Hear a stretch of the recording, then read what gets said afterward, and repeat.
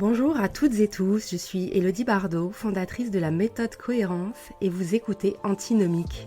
Ce podcast donne la parole à des personnes qui vivent alignées avec elles-mêmes et leurs valeurs dans tous les domaines de leur vie. Chaque épisode est l'occasion de se créer une parenthèse. À la rencontre de femmes et d'hommes qui nous partagent leur expérience, leur prise de conscience et les grandes leçons de vie qui les ont menés vers un alignement profond. Un alignement qui transforme, qui libère et qui mène à un épanouissement global. Émotion, partage, introspection. Mes invités se sont prêtés au jeu avec authenticité et vous allez découvrir toutes ces belles histoires. Et si vous avez envie, vous aussi, d'aligner votre vie à ce qui fait vraiment sens pour vous, je vous invite à découvrir le bilan de vie, l'outil qui révolutionne l'épanouissement sur méthode-cohérence.com. J'espère que vous prendrez beaucoup de plaisir à écouter ces épisodes. Et surtout, n'oubliez pas, l'alignement mène à l'épanouissement.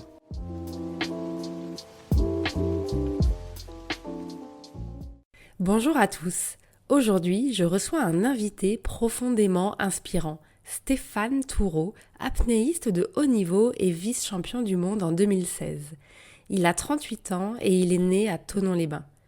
Dès l'enfance, Stéphane ressent un décalage avec le système scolaire lié à son trouble de déficit de l'attention. Mais un jour, en découvrant l'apnée à 10 ans, tout bascule. Il trouve dans l'eau ce que le monde terrestre ne lui offrait pas. Le silence, la présence, la paix intérieure. L'apnée devient pour lui un véritable chemin de transformation. Elle l'aide à canaliser son hyperactivité mentale, à se reconnecter à lui-même et au moment présent. Installé à Annecy en 2011, il s'entraîne, construit son équilibre, s'entoure d'une équipe et d'un préparateur mental jusqu'à devenir un sportif professionnel accompli. Aujourd'hui, il partage son parcours avec générosité à travers des conférences, des stages et des projets engagés, mêlant transmission, apnée et protection du milieu aquatique. Bonjour Stéphane. Salut. Un grand merci à toi Stéphane d'avoir pris ce temps de venir ici malgré ton emploi du temps et tes entraînements. Écoute, c'est beaucoup plus simple maintenant. Je suis revenu faire Annecy, donc cette proximité-là me permet de partager ça, donc avec plaisir. T'es parti là les dernières années? Ouais, ça fait 3 ans et demi, ouais. Pratiquement, je suis parti 3 ans et demi. Je crois que après la période Covid, j'avais vraiment besoin de me remettre en question et de revoir un peu mon entraînement parce que j'avais pas l'accès à la profondeur et je voyais vraiment au bout de 2 ans que ça stagnait. Et en allant d'abord à Tenerife pendant 1 an m'entraîner là-bas, ça m'a permis de réorienter ma préparation avec accès à tout. Chose qui est assez difficile d'avoir des accès piscine, surtout dans le coin. Et donc du coup, j'avais la piscine, l'accès à la profondeur, l'entraînement en altitude. Donc ça m'a permis de faire un plus 10 mètres en 1 an. Ah oui. Voilà. Après, je suis parti carrément dans l'autre extrême, d'aller chercher vraiment principalement la profondeur l'année suivante. Et ça m'a permis d'explorer des choses, de comprendre aussi des choses, avant de revenir ici pour mettre en application tout ce que j'avais appris. Et puis, on va dire qu'il y a plein de choses qui m'ont fait ramener dans la région, dont la possibilité de pouvoir plonger profond aussi. C'est ce qui m'a fait ramener. Donc voilà. Et si je pouvais te demander de te présenter, en fait, mais pas sur la personnalité publique qu'on peut connaître, l'homme, qui est Stéphane? Alors, quelqu'un qui s'est toujours cherché, qui continue de se chercher. Qui essaye de comprendre l'univers. Ça a toujours été des grosses questions pour moi et cette quête introspective, à travers l'apnée, je pense que c'était le sport, le plus approprié, malgré que ce soit le sport le plus exigeant, le plus difficile par rapport à mes difficultés, gérer le stress, gérer mes émotions. Hem, je dirais voilà, c'est un jeune qui avait besoin de se reconnecter à soi pour comprendre, l'environnement dans lequel il vit et l'univers quoi, tout simplement. Oui, parce que tu parles de, Et un poisson d'eau douce, accessoirement, ouais. OK, parce que tu parlais de oui, de ton trouble de déficit de l'attention, Ouais, c'est ça? De l'anxiété? alors ouais, ça c'est quelque chose que j'ai nourri, beaucoup, mais sans vraiment m'en rendre compte en fait. Pour moi, c'était la porte de sortie, c'était plus facile de rêver que d'être dans le présent. C'était beaucoup plus sexy en fait, je me visualisais dans des univers de fou. Donc je passais plus de temps à penser qu'à être présent et à enregistrer les cours. Donc ça a été difficile parce on est vite, montré du doigt comme étant mauvais, ou pas performant. Et au niveau scolaire, ça a toujours été difficile parce qu'on m'a orienté dans des endroits qui étaient pas du tout adaptés et puis au final qui me plaisaient pas. Voilà, on m'a dit que j'étais pas capable d'aller faire des études dans le sport ou autre. Donc c'est des baffes que je me suis pris, à l'époque, mais comme beaucoup, je pense que je suis pas le seul à avoir vécu ça. On est beaucoup, beaucoup à avoir vécu ça et au final, c'est une force parce que maintenant je peux le partager aussi, transmettre qu'est-ce que j'ai mis en place pour pouvoir, outrepasser ça et le transcender, quoi. Ouais et le nombre d'enfants, qui sont aujourd'hui, détectés ou même pas détectés, mais avec cette difficulté-là. Ouais, après c'est vrai que je mets une petite parenthèse, c'est que moi à l'époque, il y avait pas les réseaux sociaux, il y avait pas les écrans, il y avait pas tout ça. Alors c'est vrai que, après c'est facile à dire de dire: «Ouais, on est tous, il y en a beaucoup de plus en plus qui ont des troubles de la concentration», mais c'est normal, c'est pour le coup, c'est notre société. C'est pas une question génétique. Je pense qu'il y a pour beaucoup maintenant, tout le monde, on est tous en trouble de déficient, de la concentration. Moi, je vois comme, qu'il y a des choses qui se sont dégradées dans mes niveaux de concentration parce que j'ai beaucoup de travail à faire sur les écrans, sur les réseaux. C'est aussi ce qui me permet de communiquer, et c'est un vrai problème pour les sportifs parce que les sportifs cherchent justement à, mmh, à travailler sur eux, à être le plus focus possible et au final, il y a cet outil, presque, je dirais, diabolique qui nous pousse à nous détacher, de cet objectif-là et c'est un vrai travail. C'est un vrai travail sur soi et de détachement et puis de reconnexion à la nature. Je pense que c'est l'environnement naturel qui nous permet justement de nous reconnecter et au final d'être, plus, présent, quoi. Et tant qu'on a conscience et qu'on est capable d'observer, ses pensées, qu'on est capable d'observer quand on est à l'ouest, bah, déjà c'est un grand pas, parce qu'avant j'aurais jamais cru que c'était possible, enfin qu'il y avait des outils pour pouvoir, progresser là-dedans et jusqu'à devenir très bon. Je pense que si on l'entretient, très régulièrement, on peut devenir très bon au niveau de conscience. Et toi, ça a été une bascule quand tu as découvert l'apnée, c'est ce que tu dis? Ouais, ouais, bien sûr. Après, c'était inconscient à l'âge, auquel j'ai découvert. J'ai découvert en mode, snorkeling et waouh, un bleu transparent, 25 mètres de visibilité. Bon, j'étais en Corse, hein, j'étais pas au lac.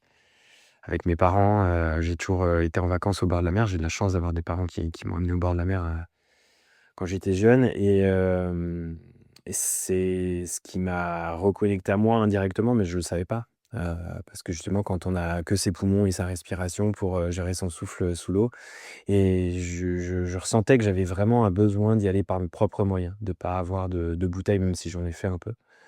Heu, cette indépendance-là et puis de voir qu'il y a un univers gigantesque, immense, sous l'eau, qu'on n'a pas en surface. Donc, je dis souvent, c'est le monde de Narnia, quoi. On ouvre le terroir et enfin, on ouvre le placard et boum, on tombe sur un nouveau monde. Dans le film Le Grand Bleu, on voit à quel point il a du mal à se réadapter au monde terrestre.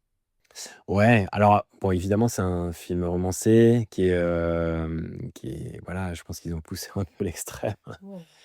Hem, que l'univers de l'eau nous mette dans un certain monde, oui. Après, je pense qu'on est dans une société qui nous pousse à être, d'autant plus, présent, on peut plus maintenant être complètement perché. Mais ouais, il y a une forme de ça. Après, je peux vous assurer que quand on arrive en bas, on n'a qu'une envie, c'est de remonter. Il y a quand même, voilà, le truc de: «Je veux rester en bas», non, ça voilà. Je il y a quand même la vie qui nous rappelle et notre connexion, à la respiration qui nous rappelle.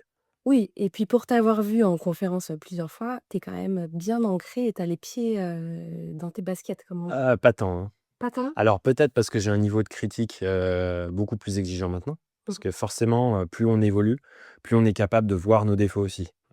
Donc c'est un deuxième effet qui se coule, c'est le paradoxe un petit peu du développement, je pense, enfin quand on a travaillé là-dessus. Par exemple, j'avais une idée, négative de ma gestion du stress en compétition, alors qu'en fait, je m'aperçois que les autres sont d'autant plus stressés que moi, et même certains qui étaient très stressés me donnaient l'étiquette que j'étais très stressé en compétition. Alors ça m'a fait rire parce que je me rendais compte qu'en fait, c'est moi qui, donnais cette image-là parce que je disais que j'étais stressé alors qu'en fait, oui, évidemment que dans une compétition, tu es stressé, tu es forcément stressé en compétition. Hem, Mais j'avais mon niveau d'exigence qui était beaucoup plus élevé que certains par rapport à ça. Et en fait, je trouve que je me démerde très bien après toutes ces années.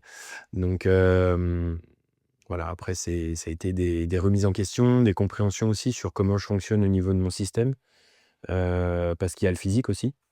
Et même si on travaille énormément sur le mental, il y a une énorme part physique et les 2 sont complémentaires. On peut pas dire c'est 80. Moi, je suis pas d'accord de dire c'est ouais, l'apnée, c'est 80 de mental. Moi, je suis d'accord que c'est 50-50, tout simplement. Parce qu'il y a une gestion émotionnelle, il y a un engagement, il y a un travail sur soi, certes, mais il y a le travail physique et ça prend toute notre vie, quoi. C'est tout notre temps. Donc, on peut pas l'épargner et ça fait partie justement de cette démarche et c'est de reconnecter l'esprit à la matière et au corps et je enfin, je parle un peu beaucoup là, mais quand je vois, maintenant dans le domaine du développement personnel, des fois ça va vachement loin et moi aussi je suis rentré dans cette phase-là où j'allais chercher des trucs vachement hauts et en fait, on a besoin de se reconnecter au sol quoi, d'être ancré et d'être un peu cartésien aussi et je pense que c'est cet équilibre-là entre, la quête de spiritualité et la recherche technique et très physique. Je pense que ces 2 quêtes, quand on les réunit, après ça devient très puissant parce qu'une fois qu'on a réuni les 2, on peut aller très loin. Est-ce que tous les apnéistes sont comme toi portés sur le sujet de la méditation, de la pleine conscience? Pas du tout. Enfin, pas du tout. Il y en a qui, oui, le sont, mais il y en a beaucoup qui ne le sont pas forcément, Après voilà, on est tous différents. Il y en a qui ont un ancrage naturel, qui ont eu une éducation, on va dire, j'appelle ça une éducation libérée. C'est-à-dire que c'est des enfants qui ont pu explorer par eux-mêmes, qui avaient très peu de peur, très peu de choses, qui ont été nourris par la parole. La parole, elle est très importante dans l'éducation des enfants et je m'aperçois que depuis 12 ans que je travaille avec les sportifs de haut niveau, j'ai croisé vraiment beaucoup, beaucoup de sportifs de haut niveau et tous ceux qui réussissent très fort et qui arrivent, au plus haut niveau, généralement, ils ont cette qualité-là de détachement, d'alignement et ils sont pas forcément, poser de questions ultra développées sur la spiritualité ou autre. Je pense que cette partie-là, elle est développée par des personnes qui ont eu plus de difficultés que les autres. Donc ceux qui ont plus de difficultés, sur ce plan-là sont allés chercher ces informations, que ce soit à travers la spiritualité et mais il faut pas oublier que, ouais, dans un sport, le corps, c'est le vaisseau et donc il faut en prendre soin autant que l'esprit, ouais. Pour moi, la méditation fait vraiment partie d'un art de vivre au quotidien et je ne m'imagine pas passer une journée sans un moment de pleine conscience, que ce soit s'asseoir en silence, observer la nature ou simplement aller marcher en forêt. Ouais, tout à fait. Ben, c'est indispensable. C'est ce qui nous relie à la vie, à nous-mêmes, j'ai envie de dire à l'âme, hein, tout simplement. Après, c'est pas pour rien que toutes les civilisations, en ont parlé, tous les religions, enfin ça fait des milliers, des milliers d'années qu'on le dit. La méditation, ça existe pas depuis hier. C'est juste de se reconnecter dans l'instant présent et qu'est-ce que l'instant présent? Bah, c'est le toucher, l'observation, l'odorat, le goût, l'ouïe, et c'est se reconnecter à ses sens. Je dis souvent, j'essaye de casser un petit peu cette aura de: «Ouais, la méditation», mais qu'est-ce que la méditation? Bah, c'est se recentrer, en fait. Alors là, on parle de pleine conscience, évidemment, se recentrer sur ses sens. Parce que c'est nos sens, en fait, qui nous permettent de reprendre contact avec le moment présent et d'observer, de toucher, de ressentir ce qui se passe autour de nous. Parce que, bah, le fait d'être tout le temps dans nos pensées, en fait, nous détache. C'est comme si on n'était pas à la maison. Je prends souvent cet exemple-là de Eckhart Tolle. J'adore, Le pouvoir du moment présent. C'est un livre fantastique. Je crois que ça a été un des livres qui m'a le plus révélé, enfin qui m'a aidé le plus, on va dire. Et il le dit dedans, en fait, c'est simple, quand on n'est pas dans la maison, notre maison peut être sujette à avoir des intrus et donc si on veut vraiment être pleinement présent et aligné, il faut être régulièrement chez soi. Et tu dis qu'on peut même méditer en marchant dans la forêt. Oui, après ça peut se faire partout. Il y en a qui le font par l'art, par la peinture, par la musique, par le sport.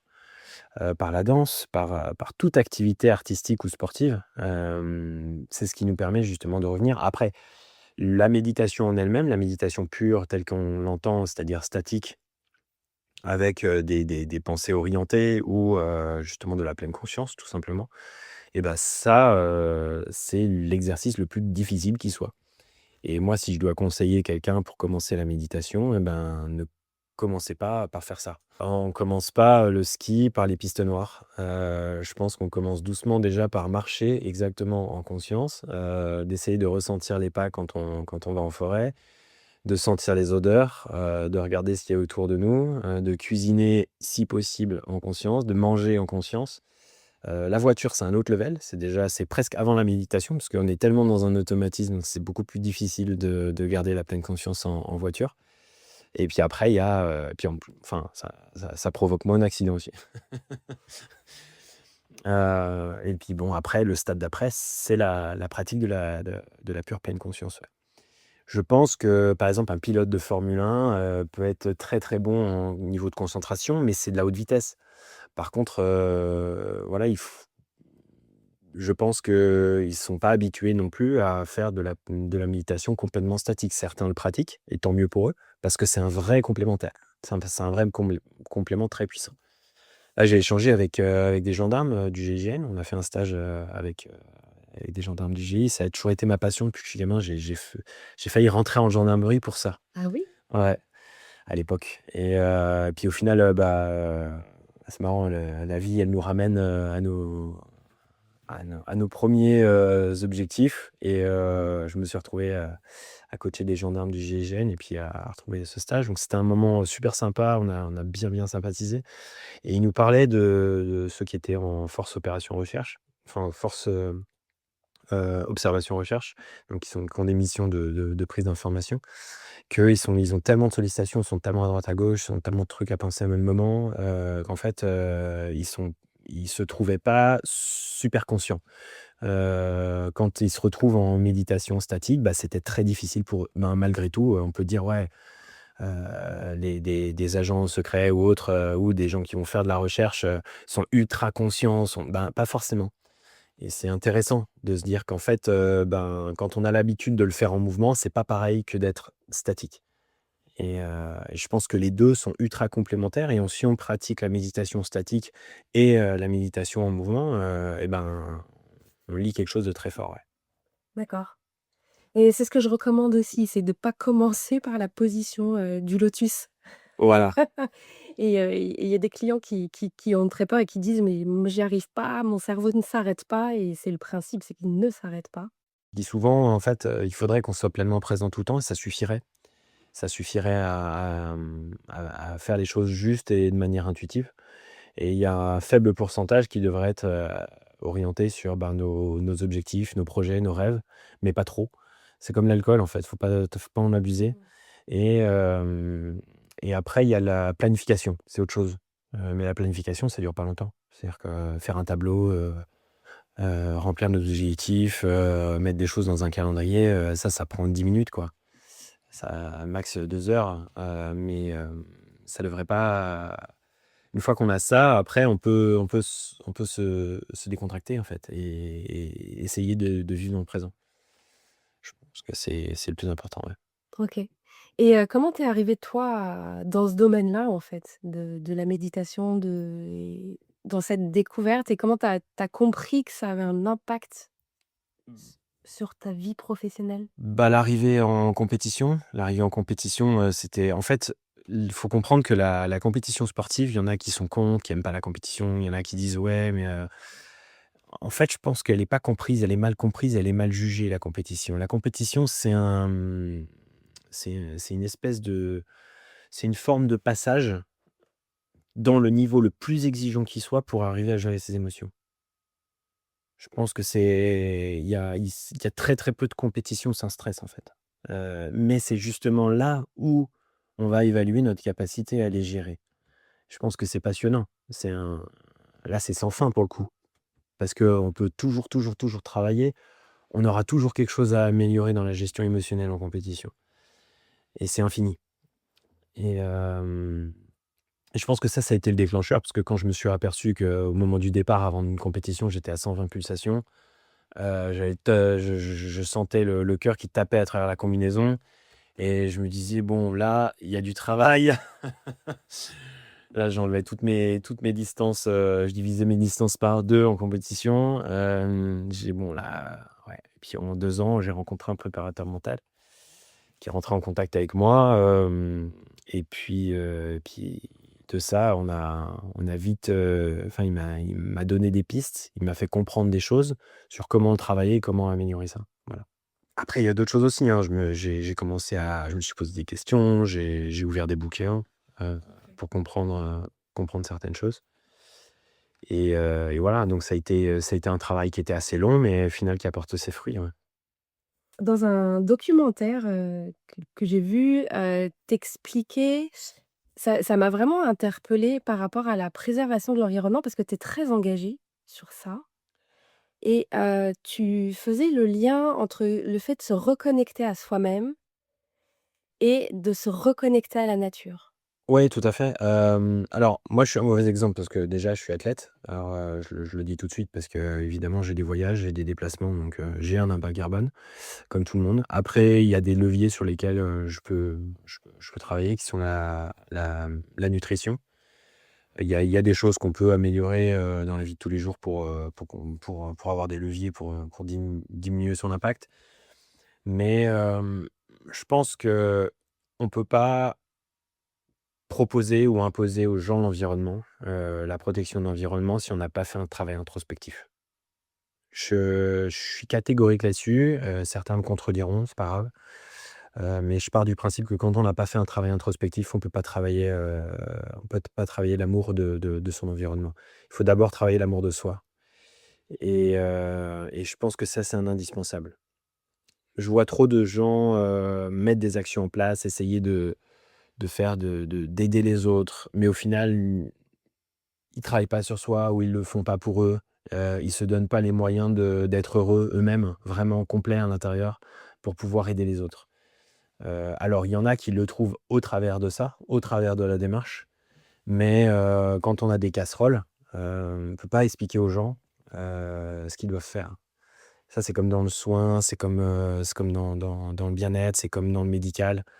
Hem, je pense qu'on a oublié la responsabilité qu'on avait avec nous-mêmes. On est composé d'eau, on est composé de cellules, on est composé de mémoire et quand on a des pensées, des intentions, des verbes, qui sont pas adaptés à ce que l'on veut faire, il y a une dissonance et cette dissonance, elle peut créer des difficultés, des jugements ou de l'agressivité. Ce qu'on peut voir je pense de certains qui peuvent être très agressifs envers d'autres, même dans la protection de l'environnement. Et là, on rentre en guerre, en fait. On rentre en guerre avec soi-même, mais aussi avec les autres et je pense que c'est parce que justement, il faut être aligné et pas que, sur l'aspect, je mets en place des choses, mais sur l'aspect est-ce que en fait, je m'apprécie? Est-ce que je suis allé chercher de l'information? Est-ce que ma quête spirituelle est suffisamment élevée pour pouvoir, après la partager à d'autres? Donc voilà, pour moi, l'introspectif est indissociable de l'environnement et ça marche pour tout, ça marche pour la paix dans le monde. Pour qu'il y ait la paix dans le monde, il faut avoir fait la paix avec soi et quand on est dans le jugement, on n'est pas dans la paix. Voilà, et cette quête-là doit être une quête de vie première et en second, on va sauver les autres. On va essayer de partager ça au plus grand monde et ça, oui, en effet, il le faut. C'est comme, on vous le dit tout le temps, hein, que ce soit dans un avion, en voiture, s'il y a un accident, faut d'abord se sécuriser soi, avant d'essayer de sécuriser, de protéger les autres. On peut pas sauver les gens en se mettant en danger, en fait, sinon ça ferait 2 morts. Donc c'est important, à mon sens. Je vois par rapport, au bilan de vie que donc on propose avec la méthode cohérence, on essaye d'apporter vraiment ça à nos clients, cette reconnexion à eux-mêmes et le nombre de personnes qui nous disent: «Je sais pas qui je suis en fait et j'ai besoin de me reconnecter pour aller chercher mon alignement et ensuite un épanouissement». Et ça m'a interpellée du coup ce que tu disais sur ce lien en fait qui est Après ça, il y a aussi la nature et après ça, il y a aussi les autres, Mmh. la paix et oui, c'est vrai, il y a vraiment ce chemin-là. Et toi, tu l'as exploré aussi au plus près du vivant. Tu as même nagé avec les dauphins et tu ne dis pas que c'est une chance, mais une leçon de vie. Bah, en fait, dans notre vie, dans notre quête, on dit souvent, par exemple, si on cherche, la richesse, il faut aller vers des personnes qui ont cette richesse. Ça juste pour être inspiré, pour nous tirer vers le haut et pour attirer à soi de manière attractive.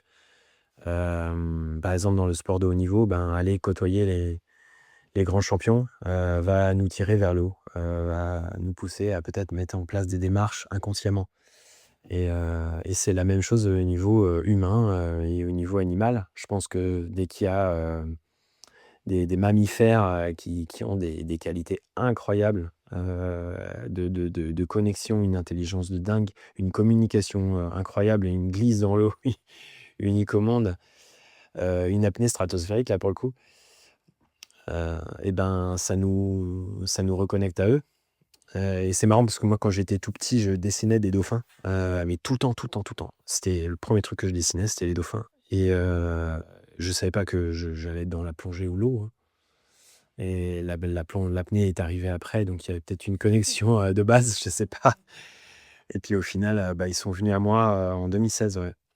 C'était ma première vraie expérience de nager avec les dauphins, c'était assez dingue. Au moment où tu es devenu vice-champion du monde? C'était les mois avant. Ah oui. Ouais, bah, tu vois, peut-être qu'ils m'ont apporté à ce moment-là. Et tu as revécu cette expérience? Oui, à Sathaya, on était partis en rencontre avec les dauphins, ouais. Mmh. D'ailleurs, c'est là où j'ai rencontré ma chérie. Tu dis, que c'est à nous de nous adapter à cet environnement aquatique. On ne course pas les poissons. J'ai adoré cette phrase C'est Je l'ai dit où ça? dans un documentaire. Ah oui, oui, oui. Oui. Ouais, ouais, tout à fait. Ouais. Et il y a un vrai sujet quand même et quand je regardais, je dis: «Bah oui», parce qu'en fait, il y a une rééducation à faire. Ah oui, bien sûr, hein. Ça, c'est une base. Je sais quand on est attiré par quelqu'un et qu'on tombe amoureux de quelqu'un, on va pas la courser dans la rue, hein. Bah oui, là, ça serait comme tu vois, ça marche pas, quoi. On le Non, sait, ça voilà. non. Bah, les animaux, c'est pareil, en fait. Eux aussi, quoi, ils ont leur sécurité, leur environnement et leur protection, donc on rentre pas comme ça et si on rentre en discrètement, on joue, moi, j'aime bien parce que je joue aussi un peu avec ça, c'est drôle, une fois on peut très bien le faire avec des tortues. Si vous avez l'occasion de nager avec les tortues, de pas les regarder, en fait. De nager à côté d'elles, vous voyez qu'elles sont là, mais juste d'un angle de vue et puis vous nagez comme si vous les regardiez pas, vous regardez à côté et puis vous nagez comme ça un petit peu, dans votre coin. Vous allez voir que la tortue, elle va vous suivre. Elle va venir à côté, elle va nager, elle va être curieuse. Tant que votre regard se porte pas sur elle, elle va être curieuse et puis progressivement, elle va lier contact et là, à ce moment-là, ben, oui, on peut commencer à l'observer, à regarder un peu 1 seconde, 2 secondes et ainsi de suite. Donc ouais, je pense que quand on approche l'environnement aquatique, de cette manière, on l'approche de manière saine. Mmh. Oui, c'est une autre façon d'aborder la plongée à contre-courant de ce qu'on observe chez la majorité des plongeurs. Ah ouais, ouais, bien sûr, bah, moi c'est horrible, hein, j'ai vu des zodiacs arriver et balancer des touristes sur les dauphins alors qu'ils étaient en train de dormir. Oh là là. Ils étaient en phase de récupération. En plus, c'est un sanctuaire, Sathaya, donc c'est vrai qu'à un moment donné, je me suis dit: «Mais qu'est-ce que je fous là?» Après, c'était fait d'une bonne manière. C'est-à-dire qu'on était avec un groupe, une spécialiste, qui connaît très, très bien, donc qui ont toutes les méthodes et les approches, on les avait. On avait cette connaissance-là. Mais le fait d'être témoin de l'abus, c'est assez difficile quand, vous voyez des dauphins c'est leur sanctuaire, c'est l'endroit où ils peuvent se poser dans la journée parce qu'ils chassent. La plupart du temps, ils prennent des risques de fou parce qu'il y a les requins au large. Donc voilà, ils sont en mode survie et puis là, c'est un moment où ils peuvent se reposer et au final, On jette des on leur jette des plongeurs, dessus. Donc ouais. Qu'est-ce qu'on peut faire si, on est là, si imaginons j'ai la passion, d'aller nager avec les dauphins ou de partir, qu'est-ce qu'on peut faire? Qui je peux contacter?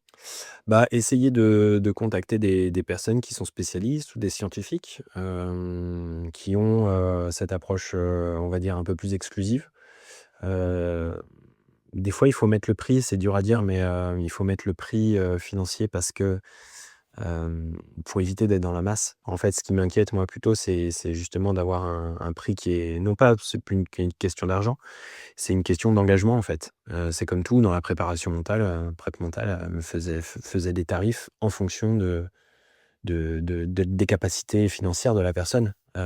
Tout simplement parce que, c'est un engagement. Quand on donne un billet, quand on donne quelque chose, derrière on met une action et on fait attention et je pense que c'est c'est une solution, c'est un moyen de le faire. Après, il y a des endroits où on peut voir des dauphins de manière naturelle. Et la plongée éco-responsable, est-ce que ça existe? J'ai envie de dire, il y en a pas. Ouais. C'est jamais éco. Dans tout ce qu'on fait, à partir du moment où on met un tuba en plastique, oui, il y a pas vraiment de limite. Qu'est-ce que éco? Maintenant, il y a des démarches qui sont plus écologiques que d'autres, évidemment. Donc si vous avez l'opportunité d'avoir des moyens plus écologiques que d'autres, bah, déjà, c'est peut-être d'aller en Méditerranée, d'aller voir, peut-être qu'il y a des organismes qui le font en petit comité, voilà, en très petit groupe, sélectif avec des spécialistes qui venaient voilà. C'est sûr qu'il y a des endroits où c'est plus facile de le faire. L'Égypte est un peu moins loin que les Caraïbes, Oui. certes. Oui. Donc, voilà, mais voilà, il faut le faire avec les bonnes personnes. Je suis partie au Costa Rica en novembre dernier et vraiment j'ai été bluffée. Toute cette nature, les oiseaux, la jungle. Et ce qui m'a vraiment marqué, c'est que là-bas, en fait, le tourisme s'adapte à l'environnement et pas l'inverse. Ils font très attention à préserver ce qu'ils ont. Les animaux sont en liberté et il y a plein de réserves naturelles. C'est pas juste du blabla écolo, c'est concret. J'ai vraiment senti qu'il y a une vraie démarche de tourisme durable. Cette approche-là, après, elle vient d'une éducation aussi. On en revient tout le temps à l'éducation, mais à partir du moment où on est aligné avec soi, normalement, on va développer notre niveau de conscience aussi envers l'autre. Donc on va en prendre soin. On va être moins, on va prendre conscience que le mammifère ou l'animal qui est en face de nous, il a aussi une sensibilité, il a aussi une fragilité, il a aussi ses moments de repos. Si on le voit comme un objet qu'on va contempler et jouer avec, ben non, en fait. Ça veut dire qu'on est dissocié. Si on comprend pas que l'autre a une conscience, c'est une déconnexion et cette déconnexion, elle est liée à une déconnexion à soi. On en revient toujours au même. Et au Costa Rica, c'était, incroyable, justement, cette vision-là et le respect, des animaux. Tu as fait toute une série aussi de documentaires avec ton frère? Ouais, on a fait 5 lacs, dans les des 5 lacs de montagne, dans notre région, avec mon frangin, pour mettre en avant le patrimoine lacustre, qui est aussi fragile, qui est comment dire? Un vecteur d'information aussi, parce que c'est comme c'est des lieux qui sont sensibles en altitude, on peut en définir, un niveau de pollution en fonction de l'altitude à laquelle ils sont et aussi, par rapport à la géologie, par rapport à la vie sur place. Il y a plein de choses à apprendre et ça nous apprend beaucoup, beaucoup sur ces lacs qui sont peu connus, sur lesquels on a peu d'informations et mon frère c'est vraiment sa spécialité, les lacs, il est plongeur hydrobiologiste, donc c'est pour ça que je voulais le faire intervenir, dans ce reportage et je pense que ça a été, pas mal utilisé. D'ailleurs les écoles, certaines écoles l'ont diffusé. C'est des informateurs en fait de l'état de la planète en fait. Mmh. De l'état de l'eau, parce que plus on va haut, en fait et quand une eau, normalement, elle est censée être plus pure. Parce que les pollutions s'accumulent, en fait, au fil de la descente. Mais quand on a des eaux polluées, en très haute altitude, c'est pas bon signe. Ça veut dire que ça circule par le haut et le microplastique, on le retrouve à tous les niveaux, toutes les strates. Donc oui, ça pose une question. Après, évidemment, ça veut pas dire que ça y est, on est foutu.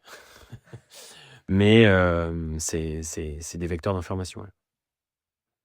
Tu m'as partagé que tes 3 valeurs essentielles sont la liberté, la quête de soi et l'unité et je voulais te demander en quoi elles sont alignées avec ta vie professionnelle? Bah, la liberté, je pense que pour un athlète, je suis assez libre.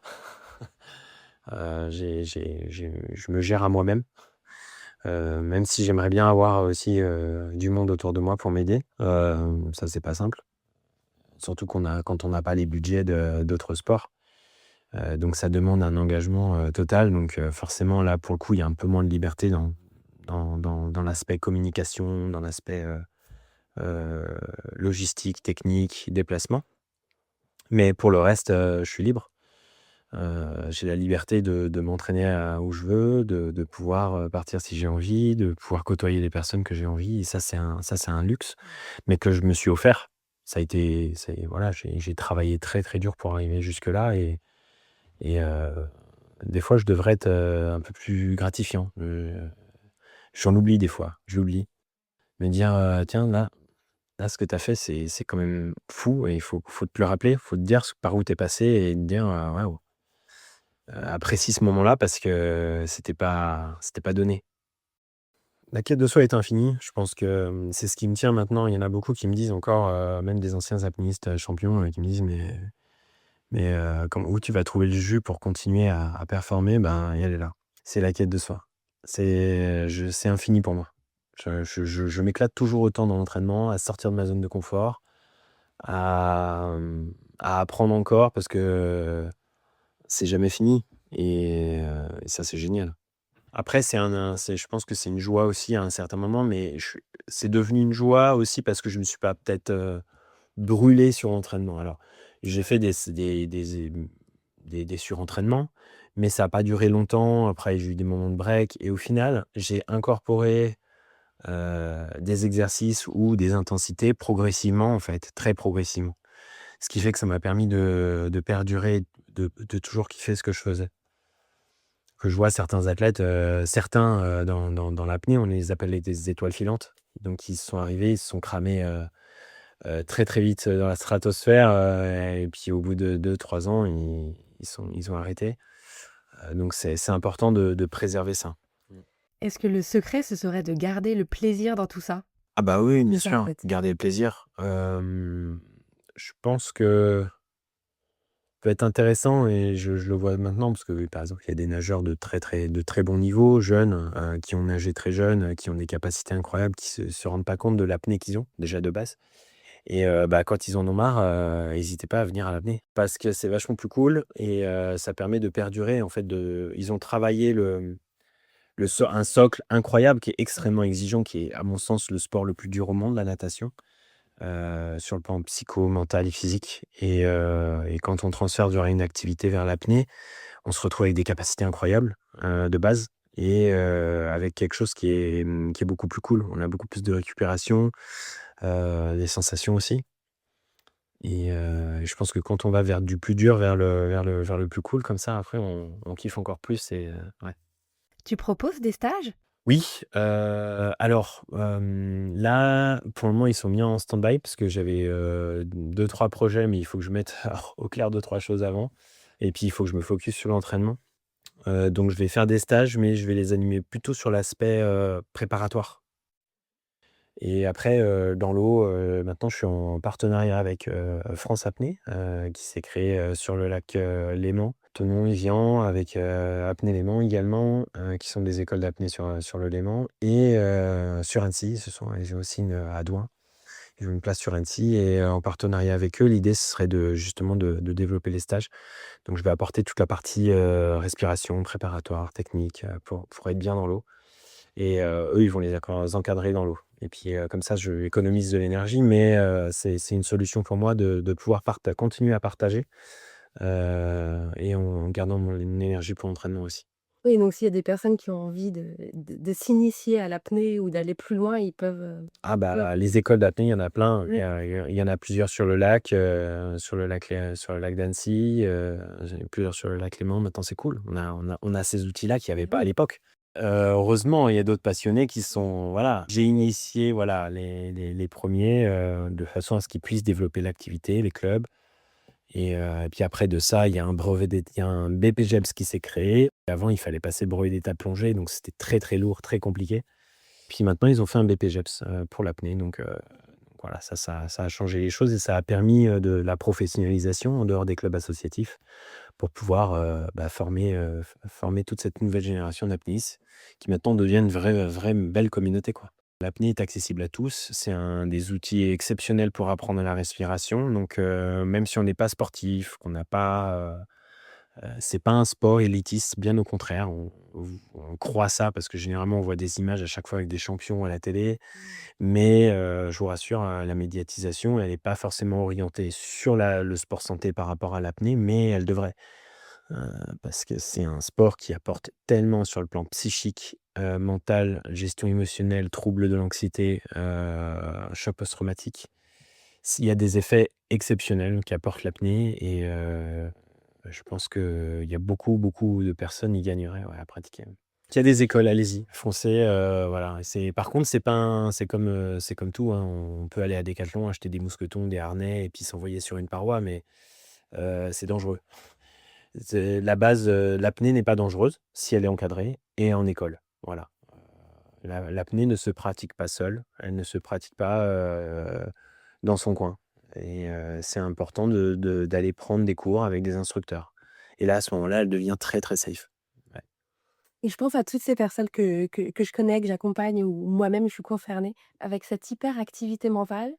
Est-ce que l'apnée arrive à nous couper? Oui, ouais, ouais, elle permet beaucoup ça et moi, je le vois, par exemple, quand je fais beaucoup de techniques. Tu vois? Quand je vais faire, par exemple, des répétitions je vais faire un 20 fois 25 mètres. Tu vois? C'est pas gros 25 mètres, mais c'est de la technique et je vais me focaliser sur mes mouvements, mes appuis, ma glisse, pour essayer de tout ressentir, ce qui se passe dans mon corps. Et ben, à partir de ça, on est en pleine conscience. Donc c'est un outil qui est extrêmement puissant pour ça, ouais. Puis, en profondeur, la profondeur nous oblige à nous détacher, à être, vraiment recentré sur son corps et pas sur l'endroit où on est pour justement arriver à lâcher prise. Parce que c'est pas l'apnée en début. Quand on débute, c'est pas l'apnée qui limite. C'est pas l'oxygène. Il y en a, ils disent: «Ouais, mais est-ce que je vais avoir de l'air pour remonter?» Je lui dis: «T'inquiète pas, ce sera pas l'oxygène. Avant qu'il y ait l'oxygène qui manque, il faut que tu descendes beaucoup plus profond». Donc c'est surtout mental. Les premières sessions en apnée, c'est surtout d'arriver à lâcher prise et d'être recentré sur son corps. Et ta dernière valeur, c'est l'unité? Ben, l'unification, je pense qu'on est un tout qui est relié. On le voit de plus en plus en physique quantique. À mon avis, cette réunification-là, elle est importante à la fois sur le plan, social, sur le plan personnel, sur le plan professionnel, à tous les niveaux. Pour moi, à mon sens, les choses sont interconnectées et les humains aussi et à partir du moment où on a compris ça, on a une responsabilité. Heu, En tant qu'individu, on a un impact dans notre environnement, même si on croit que non, on l'a, et donc ça veut dire faire attention à ses pensées, faire attention à ses paroles et Dieu sait que je me reprends beaucoup dans la journée, encore une fois, mais heu, mais c'est important. Aujourd'hui, pour continuer à évoluer, à t'entraîner, à transmettre aussi, de quoi tu aurais le plus besoin?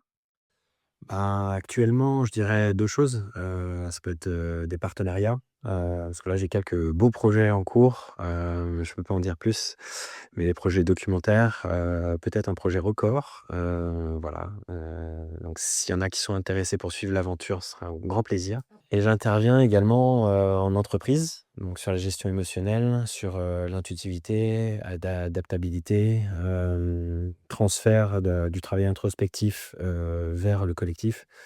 Donc toutes ces choses-là, en fait, toute l'expérience que j'ai pu acquérir à travers l'apnée, et la profondeur, je le partage avec les entreprises depuis 2015. Donc ça fait déjà quelques années et j'adore ça. Je prends beaucoup de plaisir justement à partager ces aventures et j'apprends aussi également. Et la dernière question, j'aimerais te demander quelle est la plus grande leçon de vie que tu aies reçue? Des fois, c'est dans les pires difficultés qu'on progresse le plus. C'est dans les trucs les plus lourds qu'on a vécu qu'on évolue le plus. Donc ne pas prendre en grippe les mauvaises choses. Une rupture de couple, par exemple, ou des choses comme ça, c'est génial. J'ai mis en place, des choses incroyables après des ruptures et puis expérimenter des choses incroyables, en termes de pleine conscience pour le coup. Et Ouais, je dis: «Bon là, j'ai pas le choix quoi. J'ai une ouais. compétition, je dois être à 100 et méditer tous les jours, tous les jours, tous les jours, tous les jours, 3 semaines». J'ai fait plus 7 mètres sur mes perfs, ils me disaient: «Dingue». Je me suis transcendé et j'ai compris que la méditation était indispensable. Mais je le savais, mais tant que j'avais pas la claque pour comprendre vraiment, de mettre un gros coup dessus, j'aurais pas compris vraiment l'efficacité et ouais. Oui, et puis là, pour le coup, c'est factuel parce que tu as Ah le bah, résultat tu as le résultat direct, hein, direct. sur le corps physique. Puis, j'étais en bas même, tu sais, en profondeur, on a la narcose. Oui, phénomène narcotique qui fait que nos perceptions sont très altérées, on a des pensées qui partent dans tous les sens. Et là, j'étais pleinement présent. J'avais la narcose, mais je ressentais tous mes muscles travailler, quoi. C'était un truc de dingue. Ça, c'est l'état de flow. Cet état que recherchent les athlètes, en fait, il se trouve dans cet état de pleine conscience. Et c'était puissant, ouais. Merci beaucoup Stéphane pour ce partage inspirant et je te souhaite le meilleur pour la suite. Merci à toi.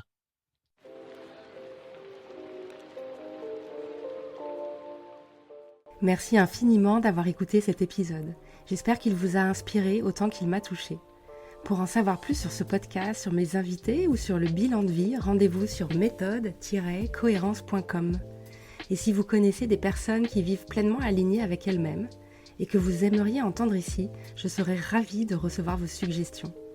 Vous pouvez me les envoyer directement sur Instagram ou LinkedIn sur mon compte Élodie Bardot. Si ce podcast vous parle, vous inspire, vous fait du bien, alors vous pouvez nous aider à le faire connaître en le partageant autour de vous, en laissant une note, un commentaire ou simplement en parlant à une personne que cela pourrait toucher. C'est grâce à vous et à ce bouche à oreille précieux qu'Antinomique pourra continuer à vivre longtemps et à toucher encore plus de belles personnes en chemin. Je vous retrouve très bientôt pour un nouvel épisode. D'ici là, prenez soin de vous et que votre journée soit lumineuse et alignée. Et bien sûr, retrouvez Antinomique sur toutes les plateformes de podcast habituelles.